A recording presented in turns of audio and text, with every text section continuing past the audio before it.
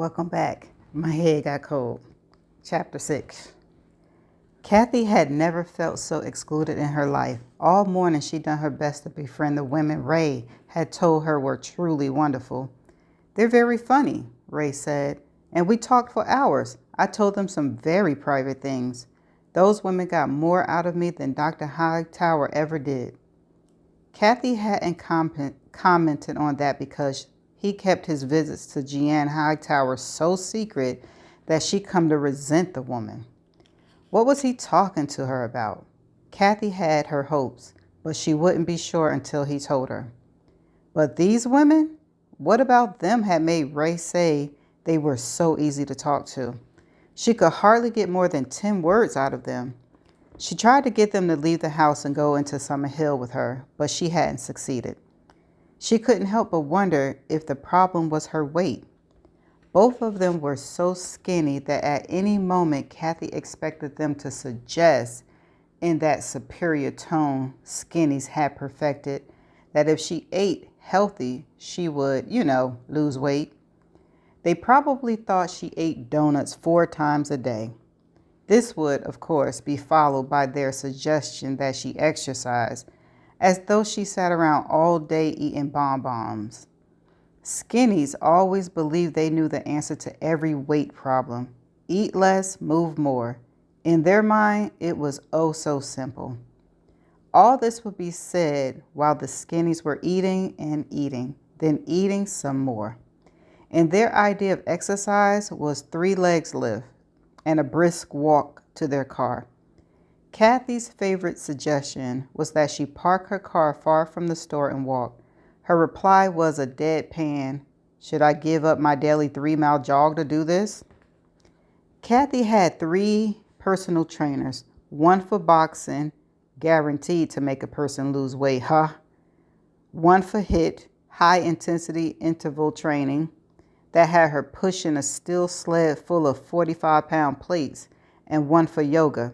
Kathy could bend over and slap her hands on the floor. As for food, she gained on Weight Watchers, barely maintained a 1,200 calorie a day, and never lost no matter how much she moved, lifted, or stretched, or how little she ate. Whenever a skinny followed Kathy around for a day, she'd sit down and say, "I have to have something to eat or I'm going to pass out." Kathy was then supposed to feel sympathy for her 36-inch butt. But these women barely spoke. When they did, it was impersonal, politely, kindly. Olivia told her the history of the estate. Elise told her river house where Olivia was to live with her new husband and how there was a pretty little island in front of it. Kathy didn't miss the fact that during this last bit, the two of them were twitching with some shared secret about the island. They did not share it with her.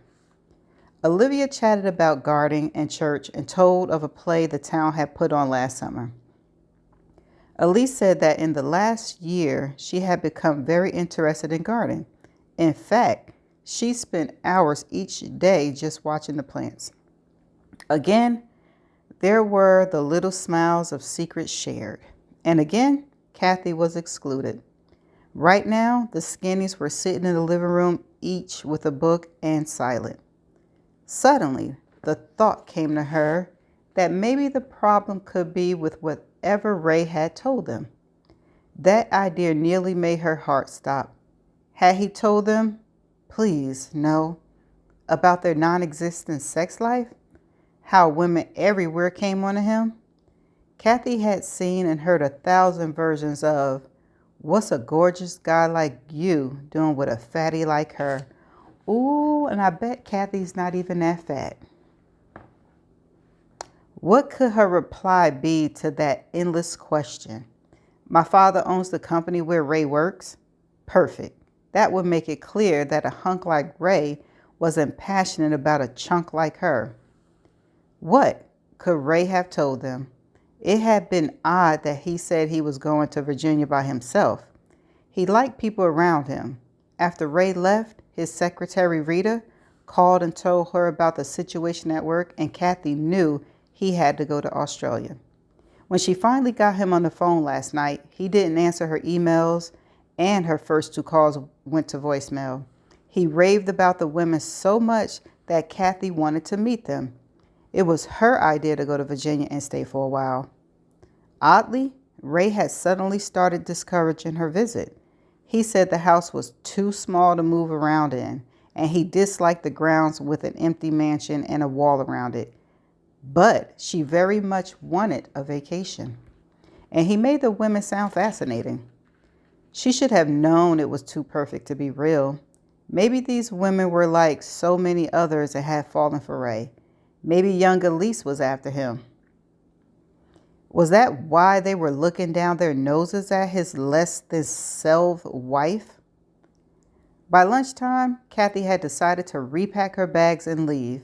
She was used to women falling for her husband, but this was ridiculous.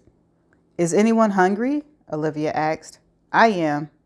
She was standing in the doorway, and unless Kathy missed her guess, there was pity on her face. Kathy had it. Shall we order in 3 supersized pizza, a slice for each of you, and I'll eat the rest of them? And let's not forget the huge bottle of regular Coke and those cinnamon bars. Skinny Elise was standing next to Olivia. Better than delivery? I'll go get them so you two won't have to be seen with me. She went to the stairs. What's wrong? Elise asked. What did we do? It was Olivia who realized that they had unintentionally been too reserved with Kathy.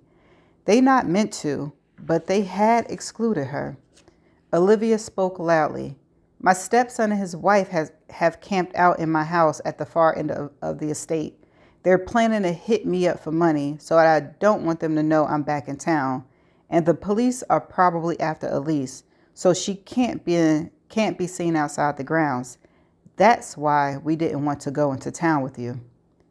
Kathy halted at the doorway, but kept her back to them. Olivia continued. We were too embarrassed to tell you, so we kept quiet. I apologize. Me too, Elise said. I wanted to go shopping with you, but I'm afraid that if I use a credit card, my dad will send men after me and I'll be put back in a loony bin. Kathy turned to face them. And if I go out, Olivia said, someone in town would tell my daughter-in-law, and then she'll be over here nagging me to death and crying. I know I'll eventually have to face up to it, but, she shrugged. Kathy was trying to understand what they were telling her. You two are also patients of Dr. Hightower? I am, Elise said. She broke me out of the mental institution where my husband Kent and my father had put me. Janine got her out by hiding her in the trunk of her car, Olivia said. There may be legal repercussions. I'm not one of her patients, but I think she'd arranged for me to be here. Do you? Elise asked. You didn't tell me that. It's just a theory I have, and if I ever meet the woman, I plan to find out.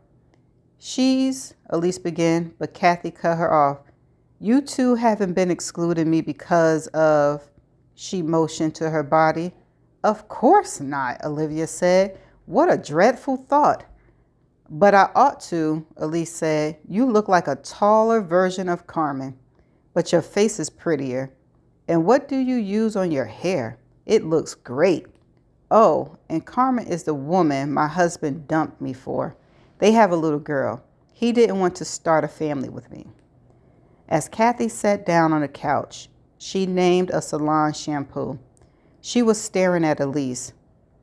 I'm not understanding this. Your husband had a second family, Elise said. And so did mine, Olivia added. They looked at Kathy and waited. They knew that her husband was on the verge of starting a new family, but they didn't tell her that. And if Kathy knew, she gave no indication of it. Oh, she know, just like y'all know. She know. Elise broke the silence as she looked at Olivia.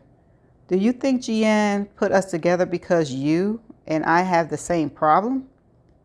I have no idea, but it makes sense, Olivia said. I have come to believe that this is supposed to be a therapy weekend. We spill our guts, that sort of thing? Elise asked. Actually, I love to tell my whole story, as long as no one even mentions suicide. The two women turned to Kathy, silently asking if she liked to hear of Elise's problems. Kathy could just blink. Maybe it was all the zillions of diet programs she'd been on in her adult life, but they made a person feel that if you just lost weight, everything would be perfect. If you had marriage problems, thinner thighs would resolve the issue, and a skinny you would stand up to the mean girls of the world. Hey, you might even be asked to join them. But that didn't seem to be true. Tall, model-thin Elise's husband preferred a woman with meat on her bones. Please, Kathy said, I'd like to hear whatever you want to tell. But wait, Olivia said, I have to get sandwiches making and wine. That's all right with you two. Perfect, Elise said. I think maybe I should start the end and go backwards. I want you to know what was actually going on while I was so innocently frolicking in the dirt with Alejandro. Alejandro? Kathy asked. Our family's gardener little brother, the most beautiful man on earth. I have another candidate for that title, Olivia said, and they looked at Kathy. Still looking for mine? What about you? Olivia began, but stopped herself and looked at Elise. Please, begin. When I look back on it, Elise began, it seems that everything, Kent, Alejandro, Carmen, were all caused by Tara. I knew her in school and she was an absolute bitch. About 2 months ago, on a lazy afternoon, she showed up at my house uninvited. I could tell by the wild look in her eyes that she had something dreadful to tell me. It was always some gossip about someone we both knew. It would be a divorce or that she seen a husband with a pretty girl, something salacious and mean. What does she do? Olivia was on a pillow on the floor on the far side of the coffee table. She began slathering bread with mayonnaise and loading it with cold cuts and lettuce. She's a lawyer, which she loves to rub in my face. Elise's voice changed to falsetto. How I wish I could be like you, Elise, and spend my days doing nothing but enjoying myself, a stress-free life. Ooh, zinger there, Kathy said. Jealousy is what that is. Olivia handed Kathy a plate with a thick sandwich. Did she make a pass at your husband and get turned down? Elise gave a little smile. Not that I know of, but 2 times she told me she was expecting an engagement ring from a guy she was dating, but it never happened. That day, I could tell that she had big news. She didn't say a word, just handed me her cell phone. It was a photo of Kent out shopping with a pretty woman and a little girl. I handed her phone back and said that was Carmen, our gardener's sister. Mostly, I was annoyed that Kent was at a mall when he was always telling me that he never had time to leave work. Elise took a breath. Tara opened her briefcase and pulled out a thick folder. It was full of photos and documents, all of them about my husband. It looked like she'd been working on it for quite a while. She left it all with me and scurried away. Olivia reached out and took Elise's hand. I sat on the couch and went through the papers over and over. At first, all I could see was the money. Somehow, Tara had tapped into a bank account that I didn't know Kent had. He was always on me to save money. His favorite words were, "How much did this cost?" But his secret account showed that he earned more than he said he did, and he was spending a lot on them. Elise was trying to get her emotions under control. It was a while before I saw that there was a birth certificate listing Kent as the father of Carmen's daughter. I remember the week she was born. It was just a few months after our wedding, and Kent had to go away to a 2-week conference. He didn't call me while he was away because he said his phone broke and he didn't have time to fix it or get a new one. She paused. After a while, I realized that the money put into the account was direct deposit. That meant his boss, my father, had to know about Kent's other family. Ouch! Your own daddy knew and he was supporting it? You were being betrayed by everyone, Olivia said. Yes, I was. What did you do? Kathy asked. That night, when Kent came home, it was after 11. I was still sitting on the couch with the papers on my lap. I hadn't moved in hours. I got up and handed him the folder. You know what he said?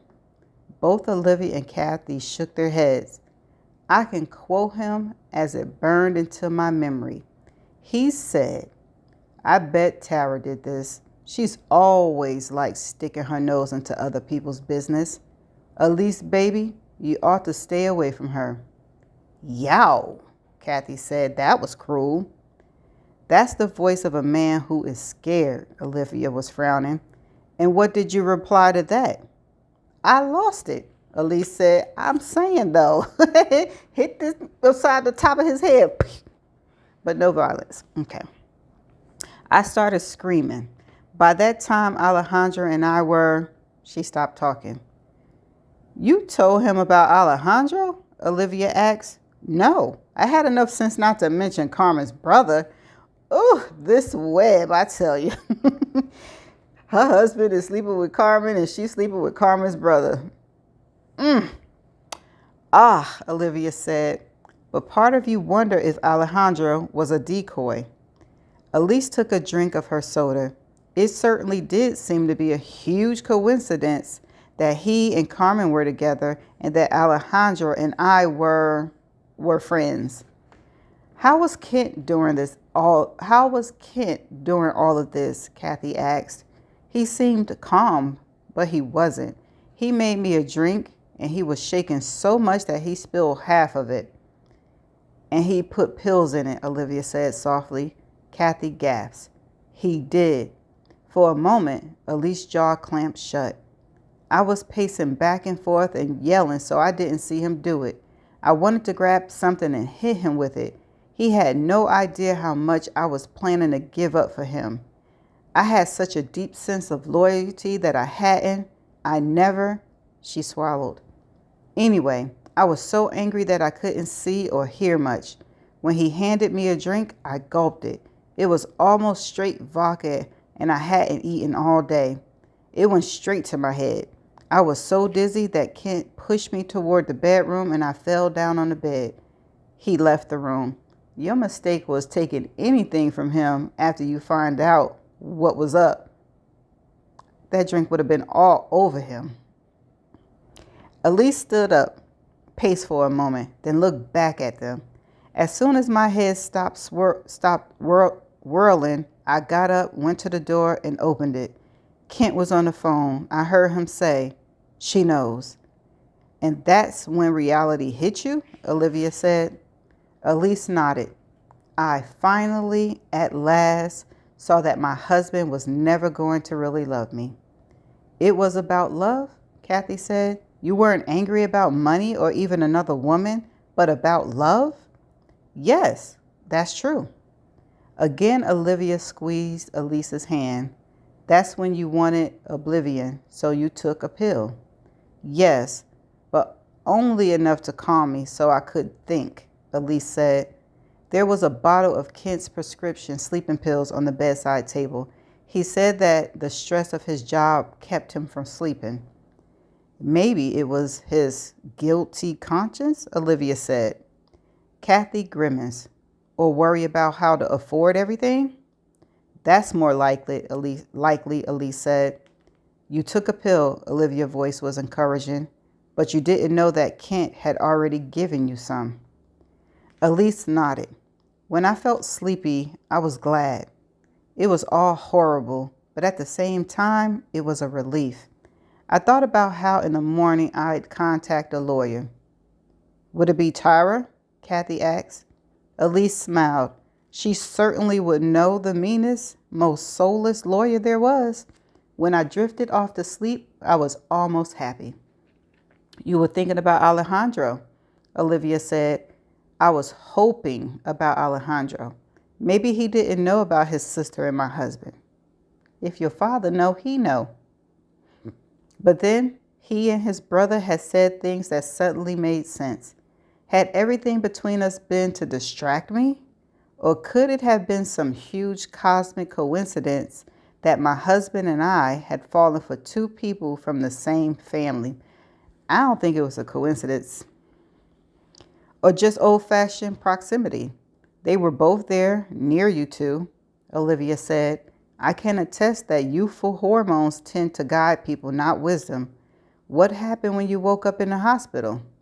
Kent was holding my hand and he'd been crying. Out of fear of going to jail? Kathy's voice was angry.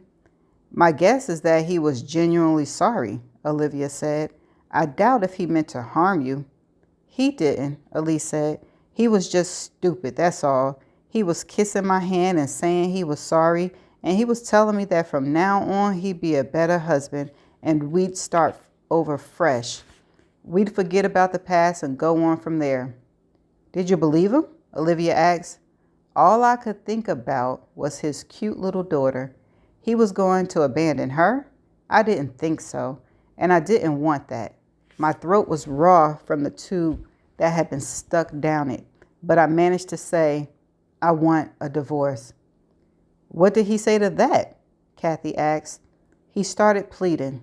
I knew he was afraid that a divorce would make my dad fire him. But wait a minute. Your dad knew. Or did he not know? Because if he knew, why would he fire him? That part don't make sense. But Kent would see that I wasn't going to back down. That's when my parents and his arrived. Elise looked at Kathy.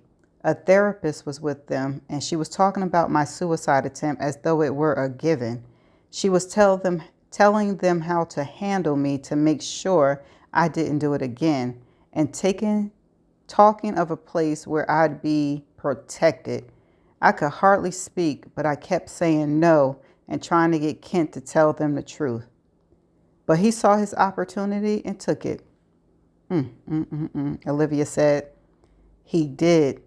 I think he was afraid that I'd press charges against him. Putting pills in somebody's drink is a crime. What did your parents say? Kathy asked. My mother, as always, was disgusted with me. I don't think I've ever pleased her in my entire life. But my father? Again, Elise's jaws clamped down.